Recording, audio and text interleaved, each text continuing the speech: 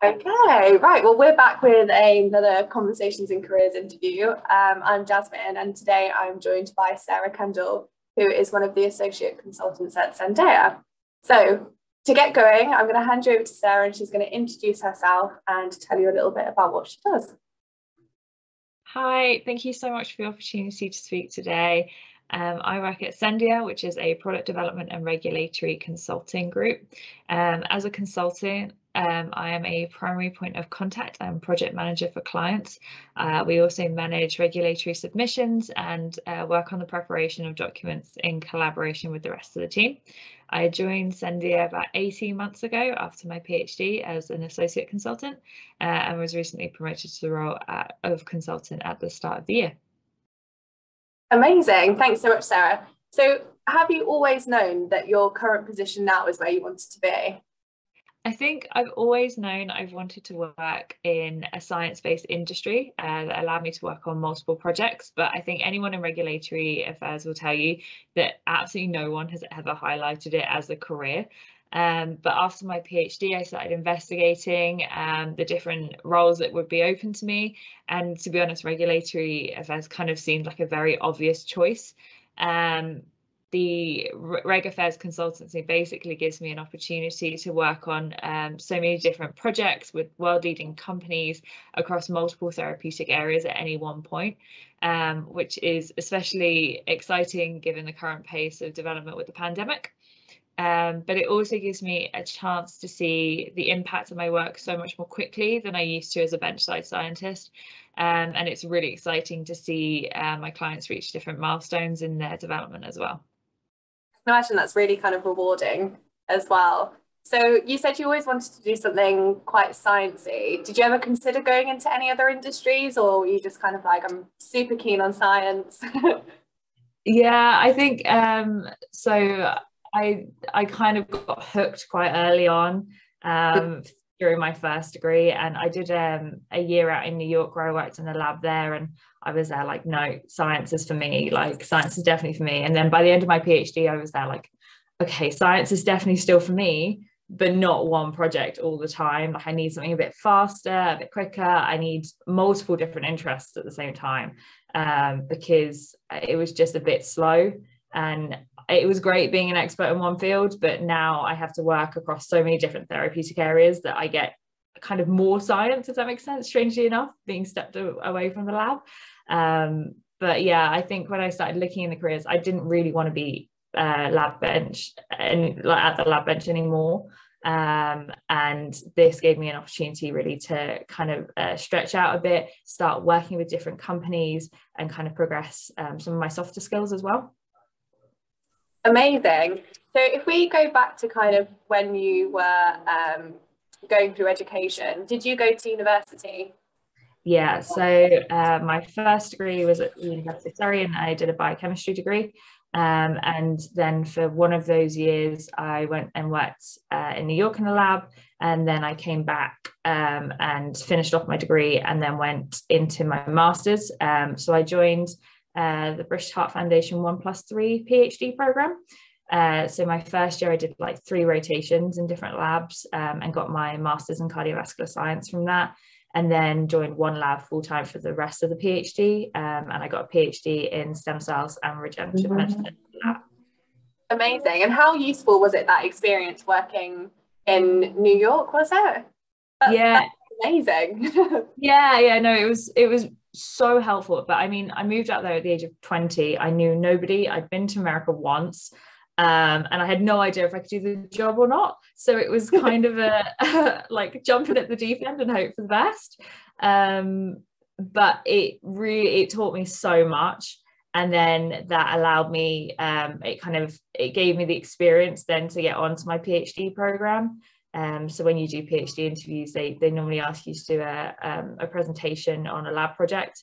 And I think having that extra experience really kind of gave me a little bit of an advantage, I think.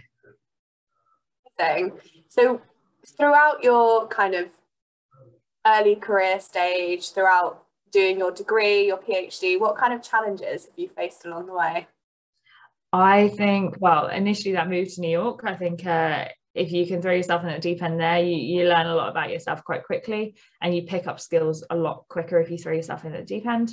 But anyone who's ever done a PhD will tell you that it never runs smoothly. There are daily challenges. So, you know, my stem cells would need feeding at like 3 o'clock in the morning sometimes. So you would be trekking into the lab at 3 a.m. to feed them. And you know, things happen, like we had a mycoplasma outbreak and things like that. So it can get like very challenging, but it builds up a lot of resilience. And then I think more recently, COVID's really affected lab projects a lot across the board.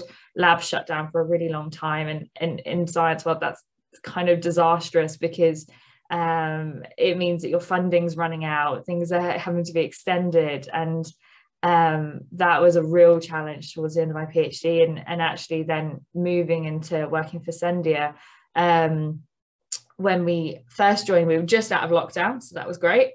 But then we went immediately into the next lockdown. So when you join regulatory affairs, although you have a really strong scientific background, and that really helps, I had no idea whatsoever about any of the acronyms we use, any of the different documents we drafted. So then we moved into like working from home and having to kind of figure it out. But I was really lucky that the team here like kind of had all the resources, and everyone's really friendly, so I could always reach out. But it was definitely a challenging time to kind of move from the bench, where I knew what I was doing, to a completely different industry where I had absolutely no idea yet again, and also working from my dining room.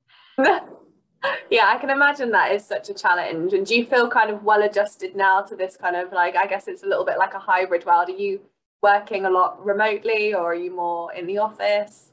Yeah, so at the moment, because of the current restrictions, we are working from home, but actually we just found out from next week we're back into the office, so that's really nice. And quite lucky there's like flexible working, so we can work from home if we need to, or we can work from the office.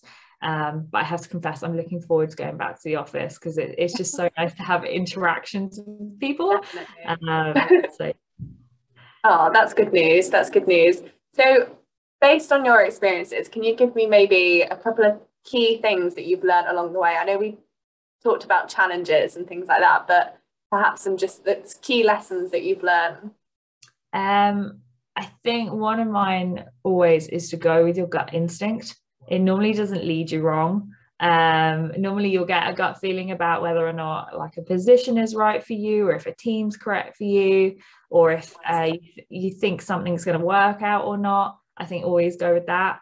The other one I've learned is you can't be an expert in everything. That just isn't possible. So if you can reach out to your team and then to the wider kind of organizations beyond that, and start trying to like work out who knows what, you can always then ask them questions, and they'll be the expert in that. And as you start picking up that knowledge, you'll kind of become a person that people come to for those kinds of questions. So I think really just get involved with the team and figure out who's the expert in what. And then finally, I think the one that I'm kind of appreciating more over time is how to treat everyone equally. Like anyone from the cleaner to the CEO, like just chat with everyone, and kind of like everyone's part of the team. The team doesn't work without everyone else. So I think, yeah, just you know, no one should be excluded from anything. And I think it's really important to get to know everyone in your team. Definitely. And I think you've kind of answered my last question within the kind of lessons that you've learned there. But have you got any other advice, like maybe just to finish up, if you were speaking to your younger self or an early career seeker, what is one key bit of advice that you would give, well as all the amazing advice you've just given? I think I'm still an early career seeker, like very much. So I think the only thing that I always say to myself is like, just keep going, keep learning, keep pushing yourself, and keep taking on new challenges, because you never really know how far you can push yourself until you actually do it. And sometimes jumping in at the deep end is the best way to learn, even if it's a little bit scary. Oh, amazing. Well, thank you so much, Sarah, for sharing an insight into your career path and some really, really great advice. I'm sure those that watch it will find it just as valuable. So yeah, thank you so much for joining us today. Thanks for your time.